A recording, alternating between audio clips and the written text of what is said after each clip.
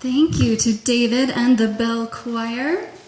Good morning. Good morning. And welcome to the First Unitarian Church of Salt Lake City. My name is Lissa Lander, and I will be your worship associate today, so go easy on me. We have 1 million announcements this morning. So, as you all know, we are in the midst of our annual pledge drive, and I am so excited to say this number. Are you ready? We have reached $356,701.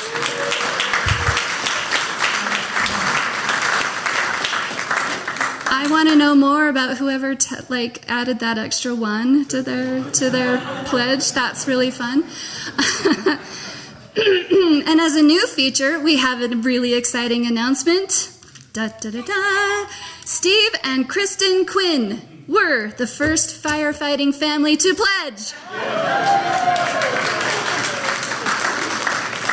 So, if you have not yet gotten your pledge in, you will find a helpful table full of friendly people that are ready to take that pledge, and you get to write your name on a cool leaf for our tree that's out there by coffee, and you never know, you might win something cool next week. I don't know, be the first, I can't even imagine. So let them know if you are unique in some way. Friday, February 23rd, there will be family movie night out here in Elliott Hall, and they will be watching Muppets Most Wanted at 6 p.m. That's a great movie, so show up for that. It'll be really fun. Another cool thing you can do is go to the Jam Sing-Along, led by our very own Lori, and she is so much fun. I always have a good time when I go to that. So if you are a singer or play an instrument, come by. It will be February 26th, that's a Thursday. It doesn't have a time. 6 o'clock, thank you. If you would like to go, send an email to monthlyjam@slcuu.org to let Lori know you're coming in case any of those plans change. If you are new, there is a class that will start March 13th and then the 20th and the 27th. Those are all Wednesdays in March, where you can learn about our community and how to get involved and just what we're doing here. So if you would like to sign up for that, you can head out to the welcome table, which is right outside of this door, and get more information about that.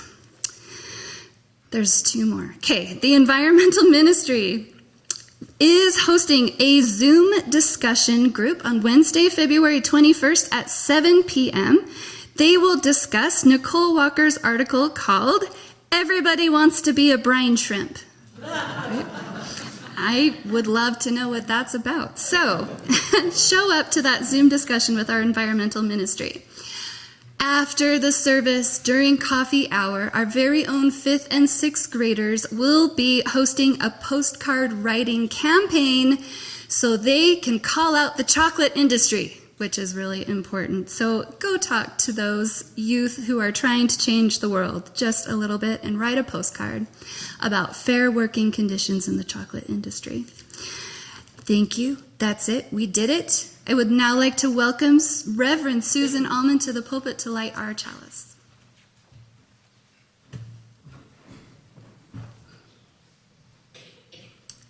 A big change of role today. Happy to be up here and always fabulous to be with you. To light our chalice today, I'm going to have Mary Oliver help us.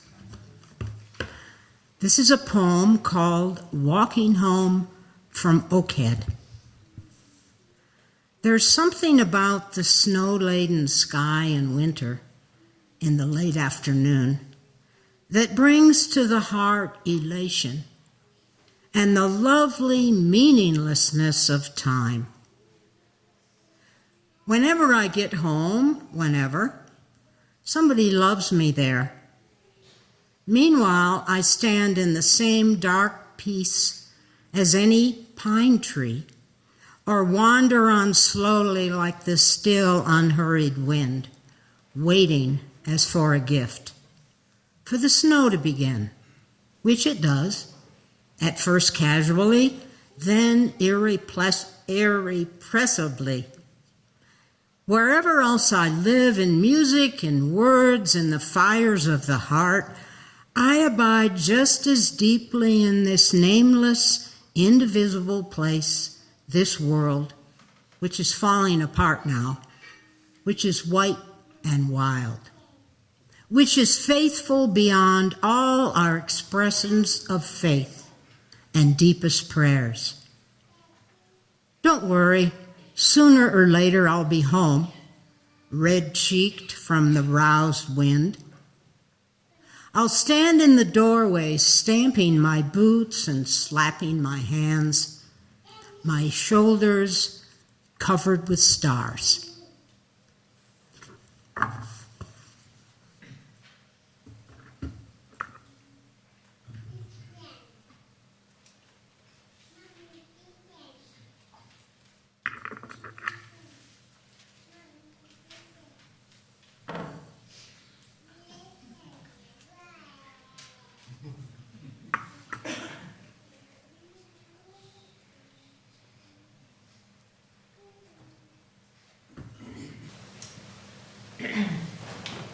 David is going to lead us in the chorus of No Day But Today, and it's in your pew.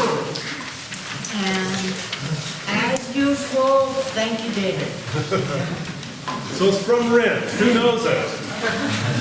Hey, we're doing pretty good. Much better than 9 o'clock. We have 2 people at 9 o'clock. Well, of course, Susan knows it. All right, so it's pretty straightforward. Let's just learn it a little bit, and then we'll get in it and sing it. Shall we do that? So it just goes in an easy kind of rock 4. So you got 1, 2. There's no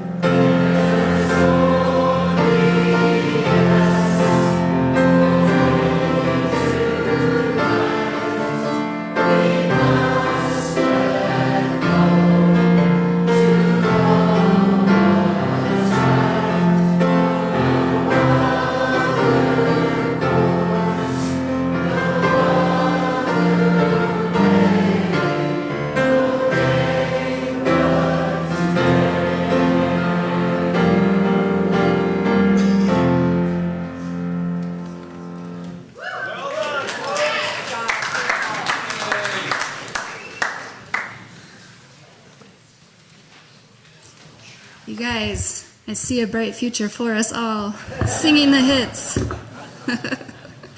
I am also your lay minister for today. And this month, Reverend Jay asked us to wrestle with the topic of ego. So Webster's dictionary says, no, just kidding. I'm not going to read the dictionary to you, but ego does mean many different things. And today I chose to write about doubting my own self-importance on my way to being a YouTube influencer. Like any day, it's going to happen. You may or may not remember that I used to work here as the RE assistant. I did 1 million things wrong. I had a few good ideas, and I learned and changed. It was a really good job. During staff meeting one Tuesday afternoon, Reverend Tom Goldsmith, who you might remember, asked me and Amanda how much we knew about UU history. And so Amanda was a lapsed Catholic, and I was an inattentive Presbyterian at best. So we were like, not a lot, Tom. But he was so excited about it that we just took his recommendation to heart and we started to read. And you guys, UUs are all over American history, and even a bit in Europe. And so Amanda and I forged a new feature in our mini church service that we did in Little Chapel called UU of the Week. We learned incredible stories about how Unitarians and or Universalists used their faith to influence history. You should have seen the kids hanging on our every word as we told stories about the transcendentalists and the suffragists and, like, for example, the women who started the first medical school in America that trained other women. Like, they really did love these stories. You think I'm kidding. But we also got this crazy idea that the kids in our UU religious education program should understand what those U's are for, right? So we dove into the principles and the sources. At one point, we could tell a story, and even kindergartners could identify the underlying principle at work. They would argue over inherent worth and dignity versus justice and equality in all things. As an educator and as a UU, I just ate it up with a spoon. It was beautiful. Then, the morning of March 12th, 2020 dawned. Fun fact, Amanda Esco and I share the same birthday, and that's it, March 12th. I was taking it easy, looking forward to watching my son perform in the school play that evening, and then going out to dinner later to celebrate. But as the day ticked by, social media and my group text threads started popping, and not with birthday wishes like I expected, but rather messages filled with panic and pictures of empty grocery store shelves. This all resulted in me crying in Walmart, and not for the normal reasons one cries in Walmart, but and there I was, bawling, when an email popped up that said, due to rising concern over COVID-19, the play that night was canceled. And so was dinner. And then so was anything else that made life feel normal for about the next 2 to 3 years would be canceled. Except for church. When we decided to close the building at the beginning of the pandemic, I actually offered to quit, because I wasn't sure how I was going to do my job in a helpful way, or if there would be money to pay me to not do my job. But I needn't have feared that I would not be busy, because our small staff came together to problem solve and reinvent First Church online. And Amanda and I also reinvented our children's chapel with the UU of the week and the lessons about the principles and everything. And we even held Sunday school online. It was elaborate, but it gave our kids and family a way to keep in touch with their community. But those first few weeks stretched into months. And in addition to our weekly meetings with kids, we added story time, group Lego builds over Zoom, and crafts, which could be made with stuff around the house. And so was born Lissa's Crafty Corner. it swept the nation, obviously. But that required going live on Facebook, and if you've never done it, it's agonizing. There's this huge timer that ticks down, and it's just your face in the camera, and it's like, oh my gosh. I would just watch it, and I would panic, and that is when I would wrestle with my ego, like, who was I to teach these children, right? Why would they listen to me and my dumb ideas and like what we should do? It was awful. And my struggle with my own concept of self-importance only got worse as our online programming got more and more involved. Because soon, Amanda and I taught ourselves to record and edit videos for YouTube. Our videos became this living, awesome thing with a life of its own on the internet as they began to weave their way into the greater UU community, like nationwide, as other UU churches began using our videos in their own RE programs. That was really cool. But still, that itch of imposter syndrome, of all the people in the world with all their degrees and faith and all of that, like, how did I become this person that people would listen to and learn things from? And like, it makes sense. I was a teacher for like 25 years, so like, there's reasons. But anyway, I made peace with my ego by working really hard to research each piece I wrote for UU of the Week and doing the best job telling their story that I could. Years later, after we had returned to church in person, the staff gathered for our first meeting. Stephanie went through her typically long list of business that she was managing. So, like all the stuff that makes the church run. But then she said over the summer that she had gotten a note through the feedback link on the website. And Amanda and I braced ourselves for like criticism or like something horrible. But actually, the note was from the great or maybe great-great-grandson of Annie B. Jordan, a woman we had featured in UU of the Week. She was a Universalist who was a leader in providing educational opportunities to the children in Suffolk, Virginia.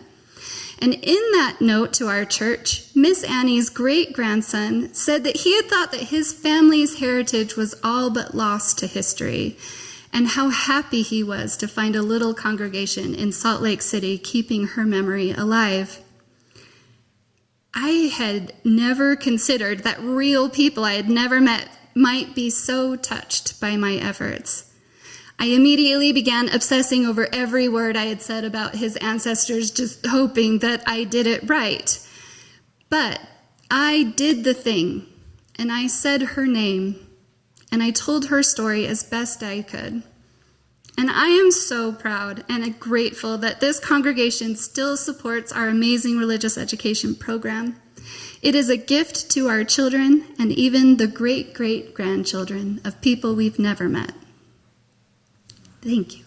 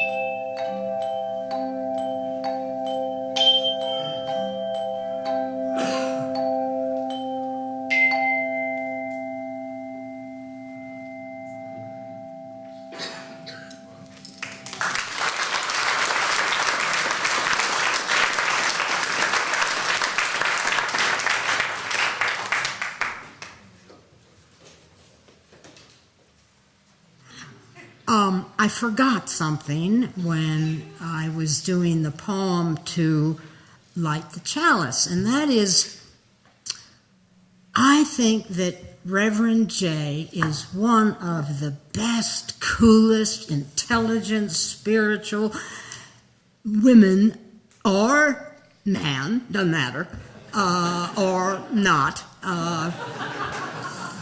that I've ever even heard about. She is remarkable. So she is having days off. And I'm so happy to make that possible. And I want to dedicate this service today to her, to all that she does for this church. And I also want to praise the search committee for finding her, for whatever was in our booklet or whatever they said about this congregation. They told the truth, and therefore Rev J says, I'll be there. So thank you all. You are just the best. This poem by Mary Oliver is called Messenger. My work is loving the world. Here the sunflowers, there the hummingbird, equal seekers of sweetness. Here the quickening yeast, there the blue plums, here the clam deep in the speckled sand. Are my boots old? Is my coat torn? Am I no longer young and still not half perfect? Let me keep my mind on what matters, which is my work, which is mostly standing still and learning to be astonished. The Phoebe, the delphinium, the sheep in the pasture, and the pasture, which is mostly rejoicing since all the ingredients are here, which is gratitude to be given a mind and a heart and these body clothes, a mouth with which to give shouts of joy, to the moth and the wren, to the sleepy dugout clam, telling them all over and over how it is that we live forever.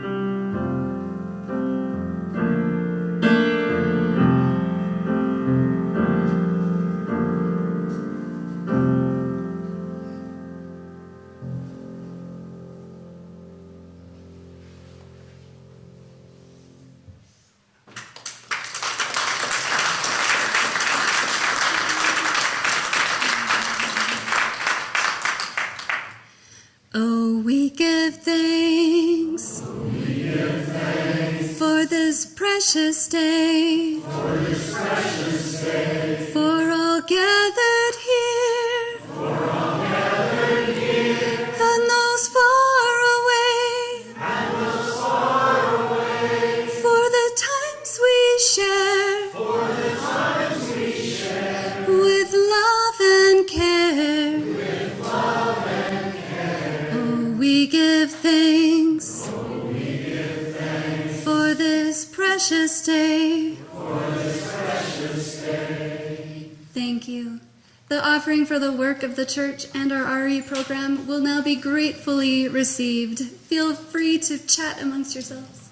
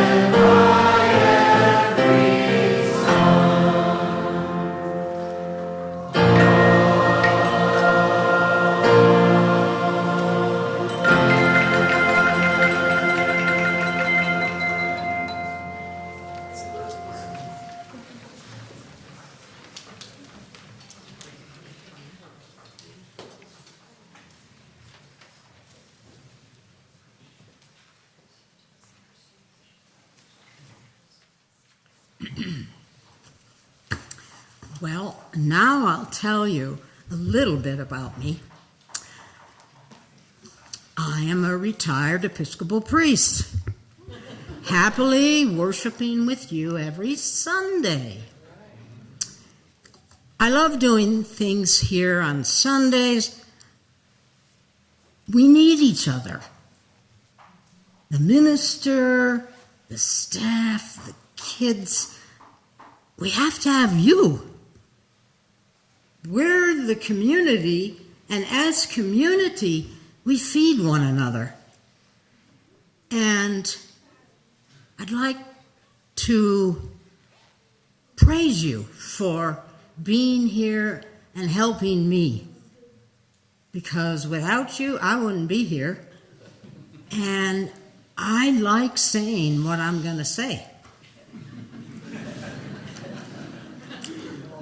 I moved to Salt Lake 2.5 years ago from Cedar City, Utah, where I was vicar of St. Jude's Episcopal Church. Beautiful little church that used to be a Catholic church. But we put a labyrinth in on the floor with tile. So I loved it. We would have church on top of the labyrinth. Whoa, no wonder I liked it. I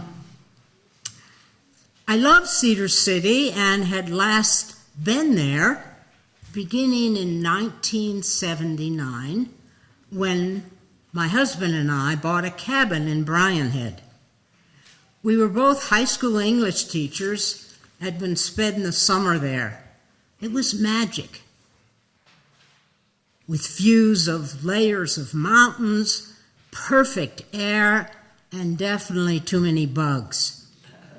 We were continuing to be hippies with our 1969 International Travelall station wagon, orange with white trim. We didn't paint any flowers on it because we were wanting to appear conservative. We'd already be other enough for Utah. The orange bus was loaded with old furniture, years of linens and towels, and a case of $2 Chuck, red.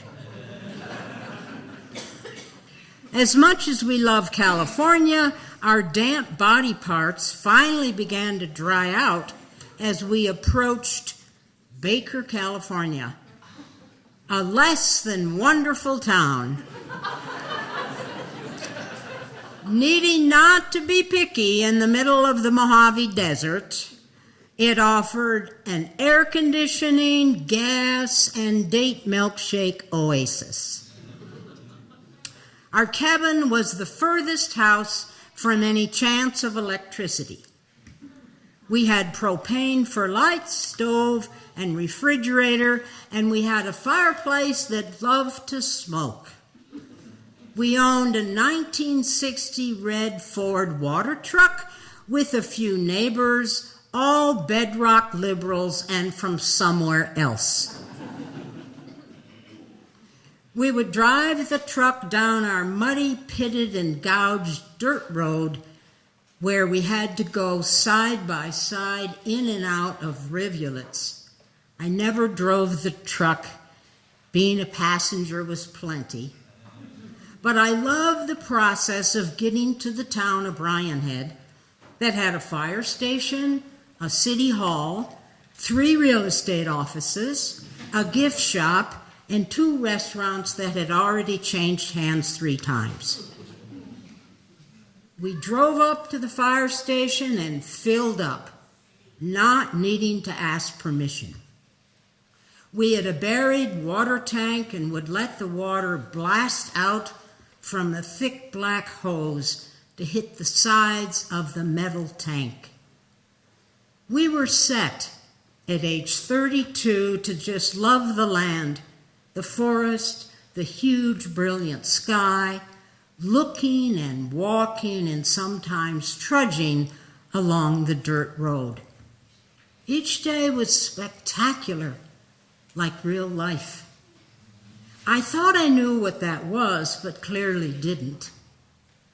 My husband loved to fish for trout in the streams and was often gone when I woke up in the morning, or he would head out around 5 p.m.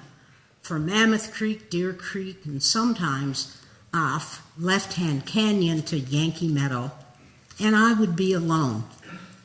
I learned how great that was. The sound of the earth and our life on it were music. Was music.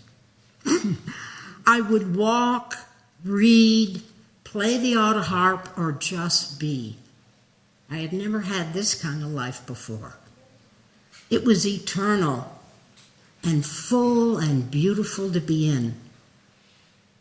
We often talked to sheep herders in the early evenings, just talking, leaning on a weathered pine fence, and learning the history of Parowan Canyon over the last 100 years. I remember talking to one sheep herder we saw regularly. He and I were standing on the ridge, hair even under a baseball cap blowing in every direction. Both of us were looking over lower hills to Summit Canyon, and I said, "There's a cabin being built just across the way, where as long as I've seen it, it was an endless green mat of pine and scrub oak." "Yep," he said, looking out. "It's ruined my view."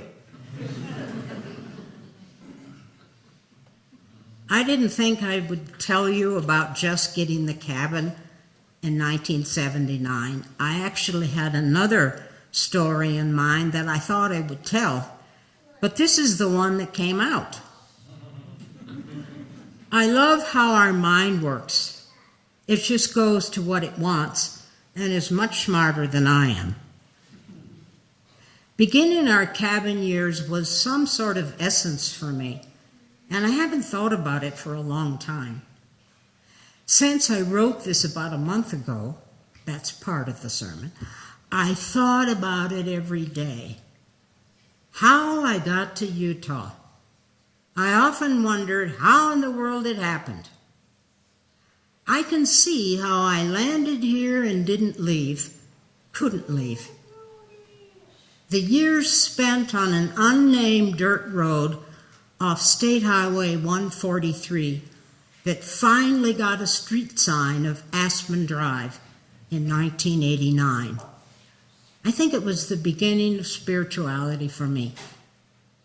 I thought my spirituality had begun years before, but that wasn't something I could touch. Beauty, peace, gentleness, going on and on with some meals thrown in. The trees everywhere. Always in shorts and hiking boots, walking and squishing through the mud, seeing and being the trees and air and sky. Telling stories is what we do when we feel safe, accepted, when we belong, and someone likes us. Then we can tell the real stories, the ones we previously hid, buried, or forgot. Joseph Campbell said, the only way you can describe a human being is by describing his imperfections. The perfect human being is uninteresting. It's the imperfections of life that are lovable. Telling our stories is a gift to us and to others. It's a place of healing where transformation takes place. Mary Oliver has a verse, instructions for living a life. Pay attention, be astonished, tell about it.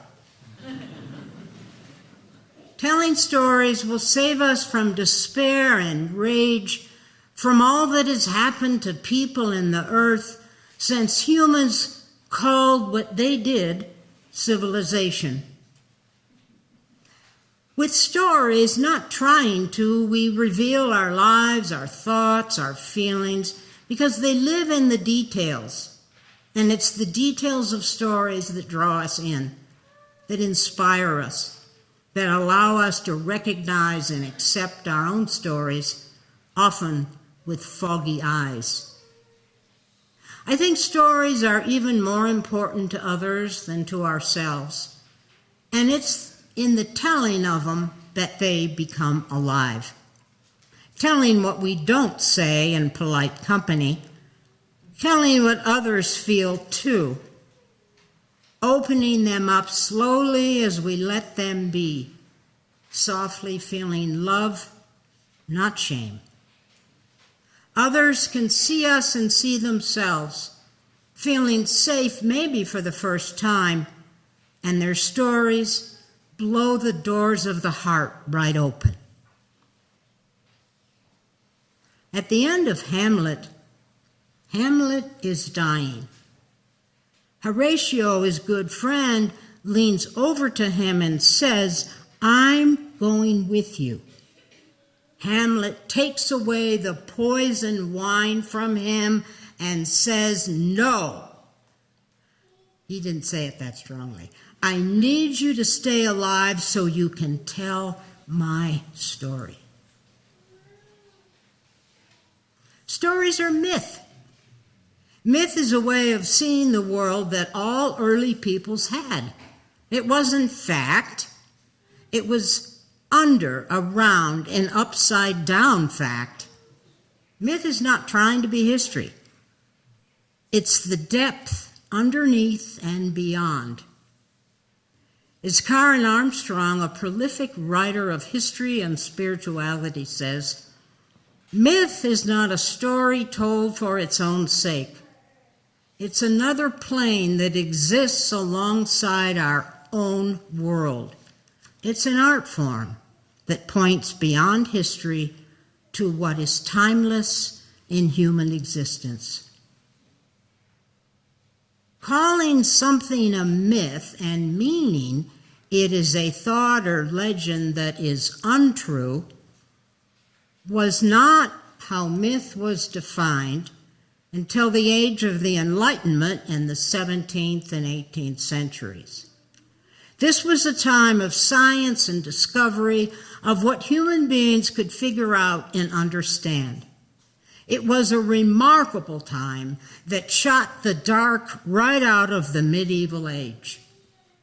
It was a time when inventions were discovered and flourished, the first vaccine, the gas turbine, the first battery, the microscope, gravity, medicine, mathematics, probability, the seed drill, the flush toilet, the submarine, eyeglasses, and most importantly, the development of the scientific method. The key to the Age of Enlightenment was reason, individualism, and skepticism.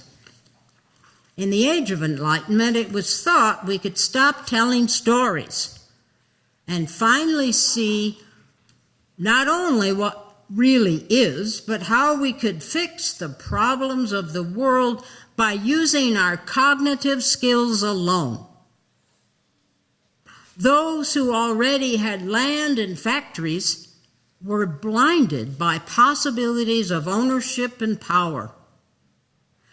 The Western world threw out with glee such outdated and silly things as myth. Myth existed when we didn't know anything about ourselves and our world.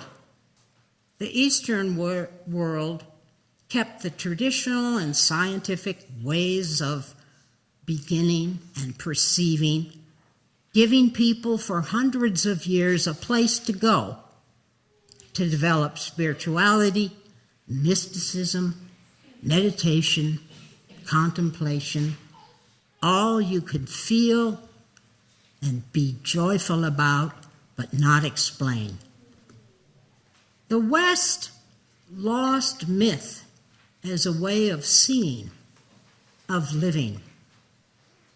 They didn't see what else was transpiring at the same time, like injustice, greed, urban poverty, starvation, lack of respect, and everyone belonging, everyone being important.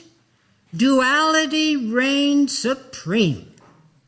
The winners, the losers, as one's degree of goodness based on wealth and how you looked.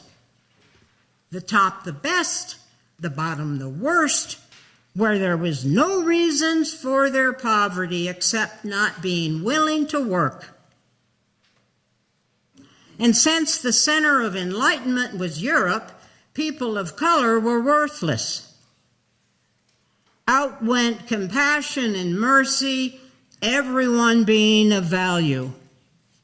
Such discrimination wasn't new. It built civilization. We lost myth as another way to see and experience life. Myths aren't stories that happen once, like an event in the newspaper. They happen over and over again. Myths are not untrue stories, but truer ones.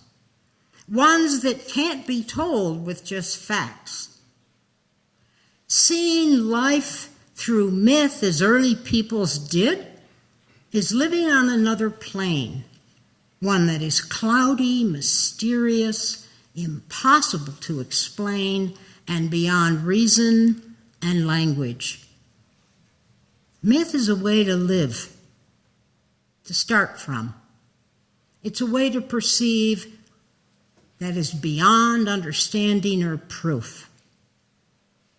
The beauty of each of you doesn't need proof. It just is. When we reclaim myth, it's natural and automatic to live in our larger selves, the ones we can't help from being, that our mistakes and wished do-overs feed. It's where our stories come from. When we let the shame go, when fear isn't gone but gone over. Living from this place is what artists do. It isn't knowing that causes joy. It's dreaming, creating, being unbound and free. Living with ambiguity and paradox, loving and not knowing, living the mystery, living the still small point. It's from here that we serve others. It's from here that we do the only thing worth doing, which is to give all that we are away. Amen, and may it be so.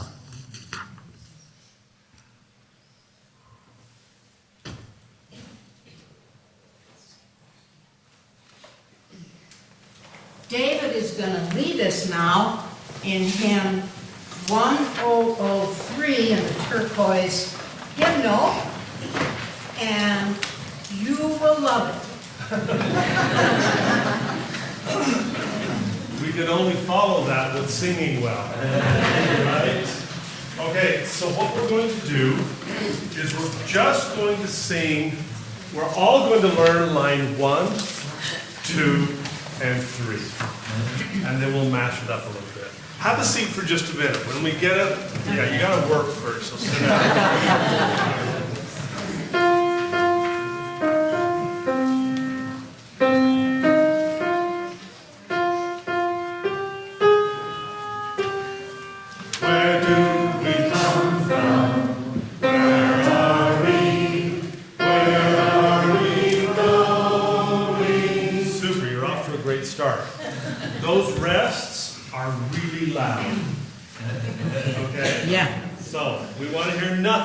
Those rests, except loud silence. 1, 2. Where do we come from? What are we? Where are we going?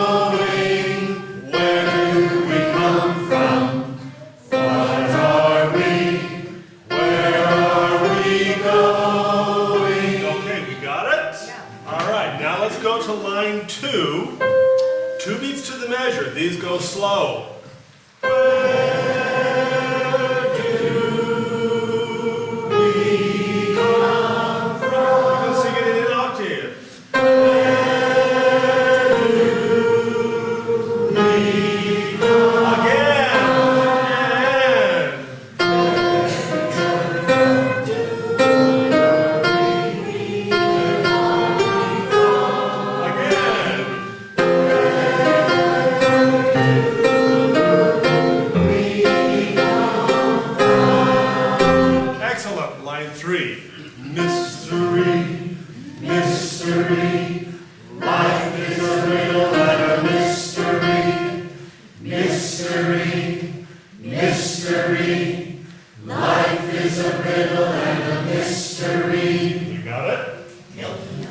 Everybody pick a part.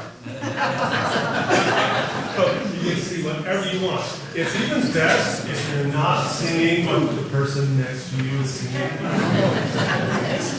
All right, let's try it. 1, 2.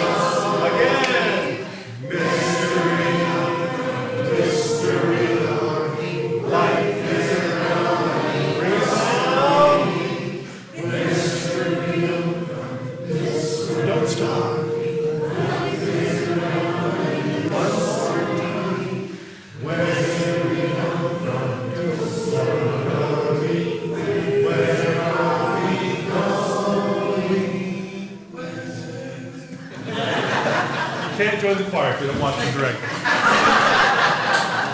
Good work, folks.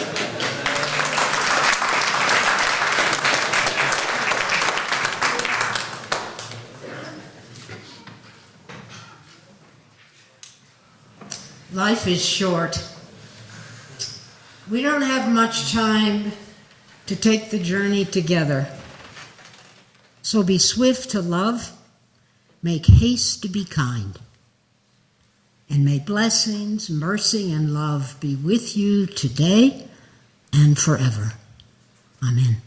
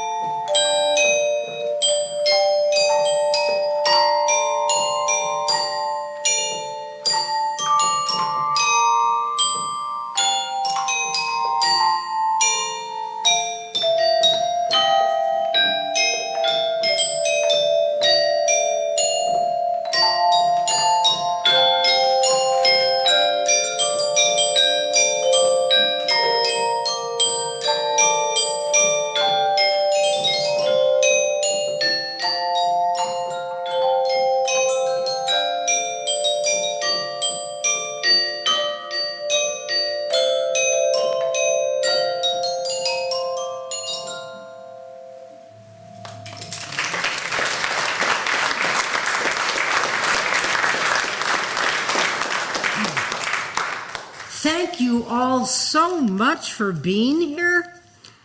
And David, wow. Thank you. And Bell Choir, oh, wow. Yes. And Lissa, you know stories. Kristen, thank you for those online. And let's go have coffee, chat, pledge cards. Yeah, sign some petitions, whatever we have in there. All right? Have a beautiful day.